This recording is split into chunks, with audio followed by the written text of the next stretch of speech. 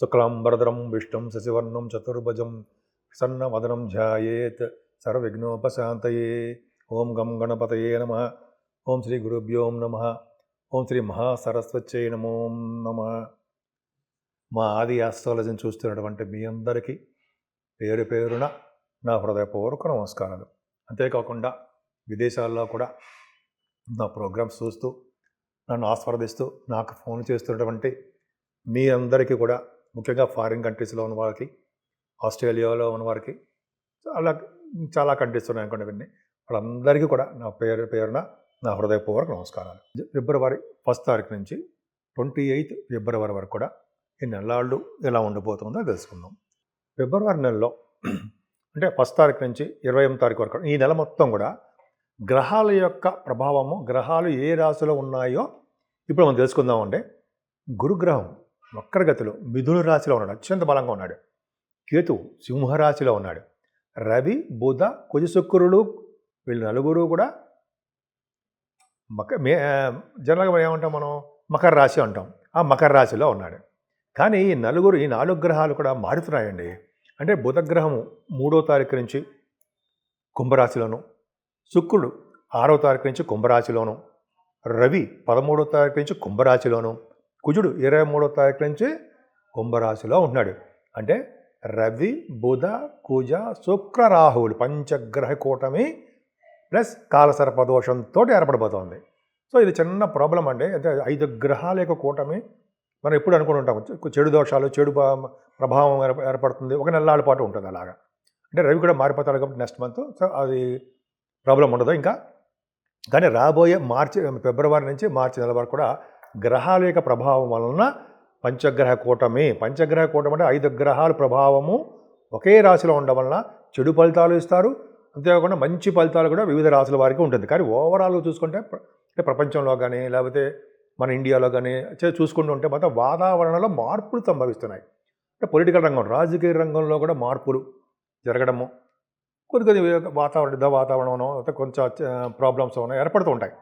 So వీటి వల్ల ఇవన్నీ తప్పించుకోవాలంటే మంచి ప్రభావం కలగాలంటే అమ్మవారే, కామాఖ్య అమ్మవారు యొక్క ప్రభావం ఉండడం వల్ల కానీ, కనకదుర్గ అమ్మవారి యొక్క పూజ చేసుకోవడం వలన కానీ, పరమేశ్వరి అమ్మవారు ఇలాగా చేసుకోవడం వలన, సంతోషి మాత అమ్మవారిని మర్చిపోతున్నాం మనం ఎప్పుడు కూడా. ఆవిడ పూజిస్తేనే సంతోషంగా ఉంటాం మనం. సో ఈ విధంగా చాలా అద్భుతంగా ఉందండి. మనం ప్రతి రాశి వారు కూడా చేసుకోవాల్సిన పూజ ఇదే. పైగా శనీశ్వరుడు మనకి మీనరాశిలో ఉన్నాడు. ఈ 9 గ్రహాలు గురించి చెప్పారండి. ఇప్పుడు ఈ 9 గ్రహాల ప్రభావము 12 రాశుల మీద ఎలా ఉండబోతుందో ఇప్పుడు మనం తెలుసుకుందాం. కన్యారాశి వారికి కొద్దిగా చికాకులు, కోపాలు, మనస్పర్ధలు, అనారోగ్య సమస్యలు ఇవన్నీ సహజంగా అందరికీ ఉండమంటారా? ఉంటాయి. కానీ కొంచెం మీకు ఆ బాధ ఉంటుంది. తలనొప్పి, ఎప్పుడు హెడేక్ ఉండడము, తలకు సంబంధించిన వ్యవహారాలు ఉండడము, ప్రాబ్లమ్స్ ఉంటాయి. భయపడకండి. మీకు రావాల్సిన సంపదలు, అదృష్టము, యోగము, మీ కంఠధ్వని, అలాగే ముఖపరిచేస్ అన్నీ బాగుంటాయి. ముఖ్యంగా విదేశాలు వెళ్ళడానికి అవకాశాలు ఉన్నాయి. పాటలు పాడుకుంటారు కదా మీరు. పాటలు పాడడం వల్ల, అలాగే యాంకరింగ్ వృత్తిలో చేయడం వల్ల చక్కటి యోగం కలుగుతుంది. అంతేకాకుండా మీకు చదువులో ఆటంకాలు ఉండవు. విద్యార్థులకి బ్రహ్మాండంగా చదువుకుంటారు. అంతేకాకుండా రైతులకు కూడా మంచి భూములు, వాళ్ళ భూముల వలన అదృష్టము కలుగుతుంది. రైతులకు భూములు అంటే అర్థం ఏంటంటే పొలాలు, పంట పొలాలు బాగా వృద్ధి చెందుతాయి, అందులో సందేహం లేదు. అంతేకాకుండా సౌఖ్యం మీకు ఎక్కువ ఉంటుందండి. సౌఖ్యం అంటే గృహ సౌఖ్యము, వాహన సౌఖ్యము, అదృష్టము, మ్యూజిక్ రంగంలో రాణించడము అద్భుతం. అంతేకాకుండా మీ సంతానం వలన మంచి ఫలితాలు ఉన్నాయి. పుత్రిక సంతానం కలుగుతారు మీకు. అంతేకాకుండా స్టాక్ మార్కెట్లో కూడా మీకు రాణించడం అవకాశాలు ఎక్కువ ఉన్నాయి. మీకున్న గొప్ప అదృష్టం ఏంటంటే స్టాక్ మార్కెట్లో ఏం కాదు, పొలిటికల్ రంగంలో ఉన్న వారికి కూడా పదవులు వస్తాయి.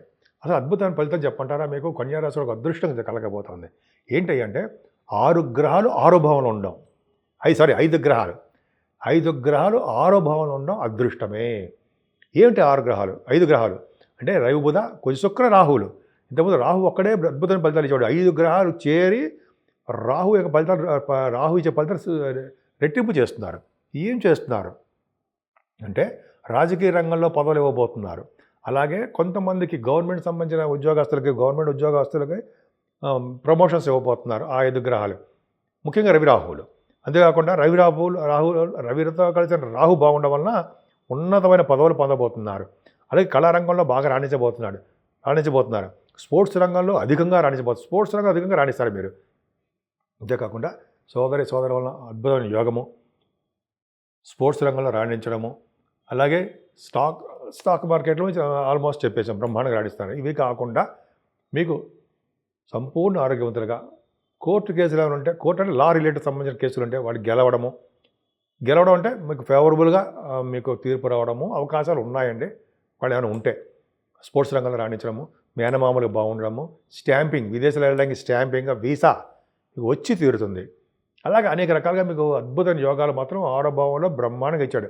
గవర్నమెంట్ సంబంధించిన ఉద్యోగాలు రాస్తే సక్సెస్ అవుతారు. శనీశ్వరుడు కూడా ఒక అద్భుతంగా లేడండి. దగ్గరకు వచ్చిన సంబంధాలు అన్నీ ఆగిపోతూ ఉంటాయి. అసలు శనీశ్వరుడు ప్రభావం వలన మీకు కొంతమందికి దగ్గరకు వచ్చిన సంబంధాలు ఆగిపోయి బాగుండలేకపోవడం, అదే పెళ్ళిళ్ళు కాకపోవడము, కొంతమందికి ఏమో భార్యాభర్తలు కొద్దిగా ఎడబాటుగా ఉండడము జరుగుతుంది. కానీ ఈ కొంత ఆరభావం ఉండాలి 5 గ్రహ ప్రభావం వలన కూడా ఈ శుభకార్యాలు జరగడానికి, వివాహాది వేడుకలు ఆలస్యమైన జరగడానికి అవకాశం మీ ఇంట్లో ఉన్నాయి. అంతేకాకుండా మీరు చేసిన వ్యాపార అభివృద్ధి బ్రహ్మాండంగా ఉంటుంది. దినదిన ప్రవర్ధమానం అవుతూనే ఉంటారు. అలాగే మీకు సంబంధించిన గురుడు, దశమగురుడు, ముఖ్యంగా దశమగురుడు అంటే బ్యాంకింగ్ రంగంలోనూ, విద్యా సంస్థలోనూ, వేదశాస్త్ర పండితులుగాను, ఆడిటర్స్గా బ్రహ్మాండంగా మీరు చేస్తున్న ప్రొఫెషన్గా బాగా రాణిస్తారు. సాఫ్ట్వేర్ రంగ ఉద్యోగస్తులు కూడా. అలాగే రియల్ ఎస్టేట్ రంగంలో ఉన్న వ్యాపార అభివృద్ధి దినదిన ప్రవర్ధమానం అవుతూ ఉంటుంది. అలాగే తీర్థయాత్రలు చేయడము, డబ్బులు ఎక్కువ ఖర్చు పెట్టడము, అమ్మవారి యొక్క దర్శనం ఎక్కువ చేసుకోవడము, సుబ్రహ్మణ్యేశ్వర స్వామివారి ఆలయాల దర్శన భాగ్యం కూడా మీకు కలగడానికి అవకాశాలు ఎక్కువ ఉన్నాయి. నా పేరు Vadrev Adinarayana Rao Sharma. MA astrology, CMA కూడా చేశాను నేను. 35 years ఆఫ్ ఎక్స్పీరియన్స్ ఉంది. అది పక్క పెడదాం. మీరు ముఖ్యంగా జాతకాలు చెప్పించుకోవాలనుకున్నా, ముహూర్తాలు పెట్టించుకోవాలనుకున్నా, మీ యొక్క date of birth, time of birth, place of birth ఇవన్నీ ఉండాలండి. జనరల్గా మీకు కొంతమందికి ఉద్యోగాలు రావట్లేదనో అనేక రకాల సమస్యలు ఉంటాయి కాబట్టి జాతకాల్లోనే అవన్నీ ఉంటాయండి. క్లియర్గా కనిపిస్తుంది. కొంతమందికి పెళ్ళిళ్ళు ఎప్పుడు అవ్వట్లేదనో ఇవన్నీ ఉంటాయి. ఇవన్నీ కూడా మనం చూడొచ్చు.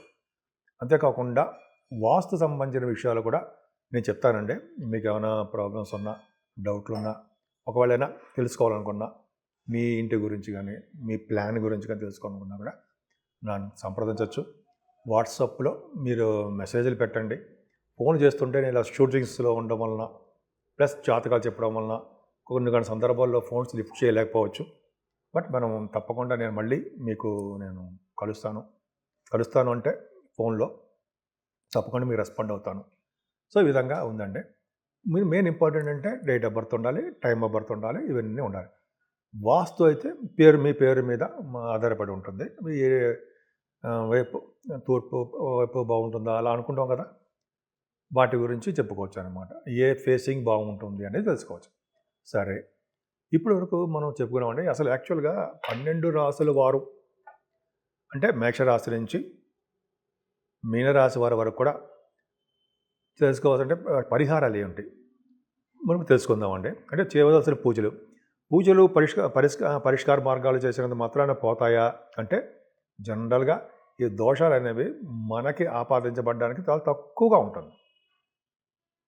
ఇప్పుడు చూడండి, ఇప్పుడు మనం శనీశ్వరుడు గురించి చెప్పుకుంటున్నాము. శనీశ్వరుడికి కర్కాట రాశికి శనీశ్వరుడు వలన అష్టమ శని దోషము, ఏలినాటి శని ప్రభావ దోషము, అలాగే అర్ధాష్టమ శని దోషము ఇవన్నీ ఉంటాయి. అష్టమ శని, అర్ధాష్టమ శని.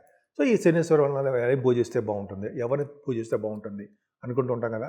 దక్షిణామూర్తి గారిని ఒకసారి పూజిద్దామని మనం అందరం కలిసి సహిత దక్షిణామూర్తి గారిని పూజించడం వలన, శ్రీ ఆంజనేయ స్వామి వారిని పూజించడం వలన, హనుమాన్ చాలీసా 40 రోజుల పాటు రోజుకు ఒక్కసారి విడవకుండా చదివిన వారికి విద్యలోను, వివాహంలోను, అలాగే ఎటువంటి ప్రాబ్లమ్స్ వచ్చినా వాళ్ళని భార్యాభర్తలు కలపడంలోనూ స్వామివారు త్వరపడతారు. ఇంకా చెప్పాలంటే శనీశ్వరుడు వల్ల వచ్చే దోషాలు కూడా పరిహారం అవడానికి కూడా శనీశ్వరుడు ఆంజనేయ స్వామి వారికి కూడా మాటిచ్చాడు. సో దాని ప్రకారం అంటే మాట ఇవ్వడం అంటే మిమ్మల్ని పూజించిన వారికి నేను చరిదోషం అంటాను.